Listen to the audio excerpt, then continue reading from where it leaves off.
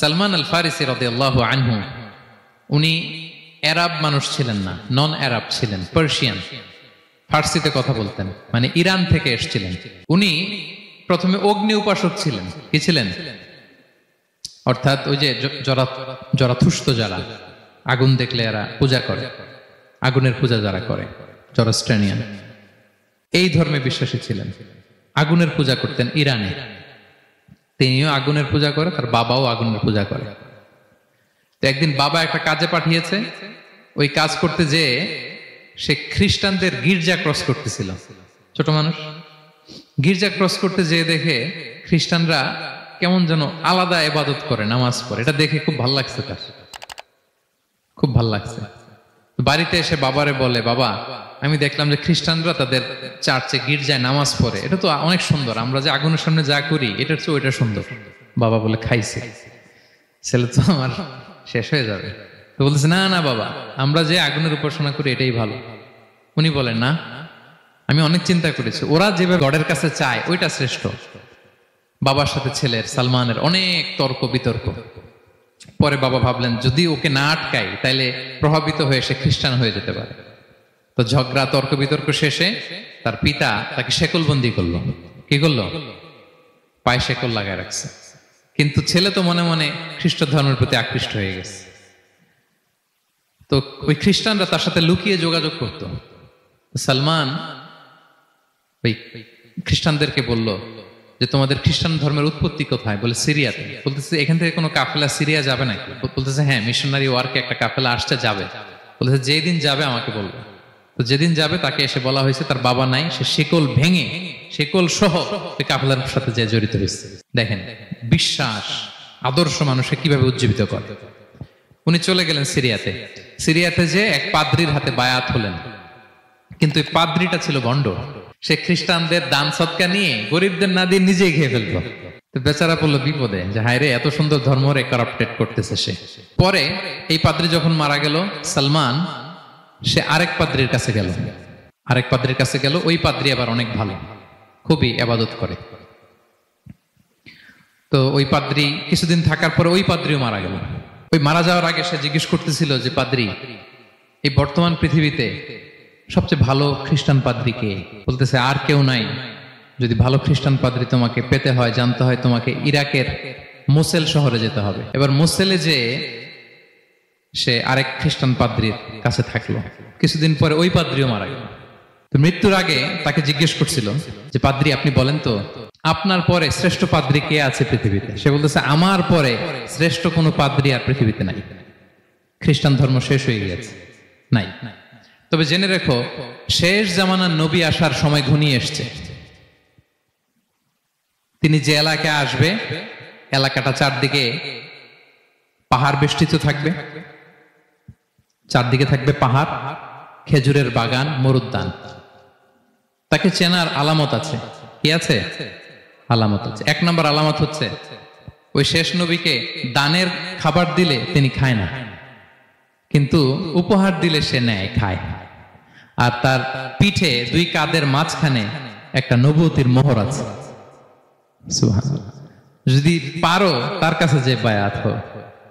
সালমান আল ফারিসি পাগল হয়ে গেছে ওনার সন্ধান পাওয়ার জন্য। কিভাবে যাবে, কিভাবে যাবে? তো উনি কিছু ছাগল পালতেন। একটা কাফেলা তিনি পেলেন, যে কাফেলা আরব কাফেলা, বনু কালবের কাফেলা, আরব দেশে যাচ্ছে। তাদের সাথে তিনি চুক্তি করলেন যে, আমার যত ছাগল আছে এই ছাগলগুলো তোমাদের দিয়ে দিব, তোমরা কি ওই এলাকায় আমাকে পৌঁছে দিবা? তারা বললেন, হ্যাঁ, পৌঁছে দিব। সব ছাগল দিয়ে দিলেন, রওনা হইলেন ওই এলাকায়। মাঝপথে তারা তার সাথে জুলুম করলো, অন্যায় আচরণ করলো। তাকে দাস হিসেবে বিক্রি করে দিল ইহুদিদের কাছে। ওয়াদি আল কোরআন নামে একটা জায়গা আছে, ওখানকার এক ইহুদির কাছে বিক্রি করে দিল। সে ইহুদির কাছে দাস হিসেবে থাকতে আরম্ভ করলো। অনেকদিন পরে, মদিনার পূর্ব নাম কি দেখি, কে বলতে পারে? হ্যাঁ, মাশাআল্লাহ, তো মদিনার পূর্ব নাম হচ্ছে ইয়াসরিব। তো ইয়াসরিবের এক ইহুদি, বনু কুরাইজার ইহুদি, সে আসছে ওয়াদি আল কোরাতে তার কাজিনের কাছে। এসে দেখে নতুন এক দাস পাইছে, বলছে, আমি কিনবো, তুমি কিনতে চাও? তার কাছে বিক্রি করে দিল। তখন ইয়াসরিবের ওই ইহুদি, বনু কুরাইজার, সালমান আল ফারিসিকে নিয়ে ইয়াসরিবে চলে গেল। সুবহানাল্লাহ। মদিনার আগের নাম কি? বিষ্ণু ইসলাম মক্কা থেকে হিজরত করে কিছুদিন পরে কই যাবেন? সত্যের অনুসন্ধানে যদি আপনি হন, সত্য আপনি পাবেনই, সত্যের কাছে আপনি পৌঁছাবেন, এতে কোনো সন্দেহ নাই। দেখেন বিষ্ণু ইসলাম ওই এলাকায় আসবেন, আসার আগে আল্লাহ তাআলা সালমানকে নিয়ে ওখানে পৌঁছায় দিয়েছে। তিনি ওখানে থাকলেন, দীর্ঘদিন থাকলেন, খেজুর বাগানে তিনি কাজ করেন আর অপেক্ষা করেন যে কবে বিষ্ণু ইসলাম আসবেন। একদিন তিনি খেজুর গাছের উপরে কাজ করতেছেন, হঠাৎ ইহুদিরা বলা বলি করতেছে আজকে ওই মক্কা থেকে কোন এক লোক নাকি আসছে কোবা পল্লীতে, সবাই বলে সে নাকি নবী, সবাই বলে সে নাকি। এই কথা শুনে উনি খুশিতে ওই খেজুর গাছ থেকে ধপাস করে নিচে পড়ছে। নিচে পড়ে মালিককে বলতেছে কে আসছে, কে আসছে। এই কথা শুনে মালিক রেগে মেগে তাকে মারতে আরম্ভ করলো যে তোমার জেনে কি লাভ, যাও এখান থেকে। তার মানে সুবহানাল্লাহ, সালমান আল ফারিসি তিনি জেনে গেলেন যে বিষ্ণু ইসলামের আগমন ঘটেছে। আপনারা জানেন যে হিজরতের যে রুটটা, বিষ্ণু ইসলাম সরাসরি ইয়াসরিবে বা মদিনায় না ঢুকে প্রথমে কুবাতে ঢুকেছিলেন, কুবা পল্লীতে কিছুদিন ছিলেন, মসজিদে কুবা নির্মাণ করেছেন। তো তিনি তো সত্যের সন্ধানী হয়ে পাগল, আল্লাহর কাছে সবসময় দোয়া করতেন, আল্লাহ সেই আখির জামানার নবীর সন্ধান যেন আমি পাই। সালমান আল ফারিসি রাদিয়াল্লাহু তাআলা আনহু ওই যে তার পাদ্রীর শিখিয়ে দেয়া যে আলামত তিনি দেখলেন, ঠিকই তো ইয়াসরিবের দুই দিকে হাররা আছে, মানে পাহাড় বেষ্টিত, আবার খেজুরের বাগান আছে। এবার তিনটা যে আলামত দিয়েছিল ওই আলামত চেক করার জন্য কিছু খেজুর নিয়ে কুবায় চলে গেলেন। কুবায় যেয়ে দেখেন বিষ্ণু ইসলাম সাহাবাদের নিয়ে বসা। তো তিনি বিষ্ণু ইসলামের সাথে পরিচিত হয়ে বললেন এই যে কিছু সাদাকার খেজুর আমি আপনার জন্য এনেছি, নেন। বিষ্ণু ইসলাম বললেন ওই যে ওদেরকে দাও, ওই যে গরিব সাহাবারা ওদেরকে দাও। বিষ্ণু ইসলাম খেলেন না, সে মনে মনে বলতেছে এই তো একটা পেয়ে গেছে, একটা পেয়ে গেছে। উনি কিন্তু খায় নাই, ধরেও নাই, বলতেছে যে ওদেরকে দাও। দিল, সাহাবারা খেল। এরপর বিষ্ণু ইসলাম কুবা থেকে মদিনায় চলে গেলেন, তখন মদিনার নাম হয়নি, ইয়াসরিব, ইয়াসরিবে গেলেন।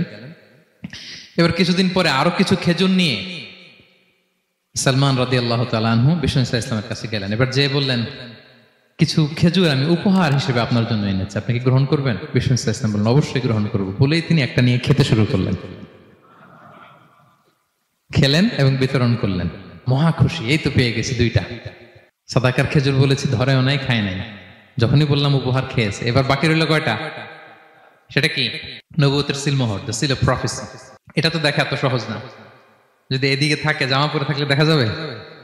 তো এটার জন্য প্রায় যায়, কিন্তু ব্যাটে বলে হয় না, ট্রাই করে কিন্তু দেখা যায় না। একদিন তিনি গেলেন এবং এটার জন্য তো পিছে পিছে থাকতে হবে, কি বলেন? কথা নেই বার্তা নেই, হুট করে পিছু পিছু ঘোরা যায় নাকি কারো? একদিন একটা উপলক্ষ তৈরি হলো, সেটা কি? বিষ্ণু ইসলাম এক সাহাবী মারা গেলেন বাকিউল গারকাদে, মানে যেটাকে আমরা জান্নাতুল বাকি বলি, ওই কবরস্থানে ওই লাশ নিয়ে যাচ্ছে, সবার সাথে সাথে বিষ্ণু ইসলামও যাচ্ছে। তো এখন তো একটা সুযোগ, পিছনে পিছনে যাওয়া যায়, কি বলেন?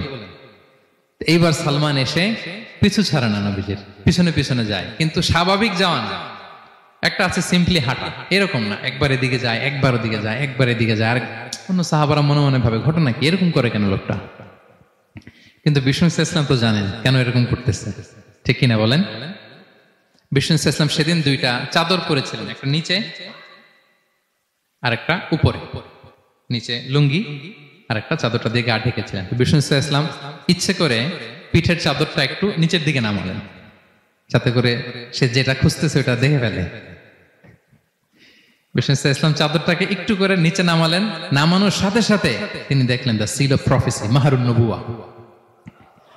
দেখার সাথে সাথে সালমান আল ফারিসি চিৎকার দিয়ে বিশ্বনবীকে জড়িয়ে ধরলেন এবং ওই জায়গাটাতে দুই ঠোঁট দিয়ে চুমু খেলেন, কাঁদতে শুরু করলেন। বিষ্ণু ইসলাম বললেন কেন কাঁদো তুমি?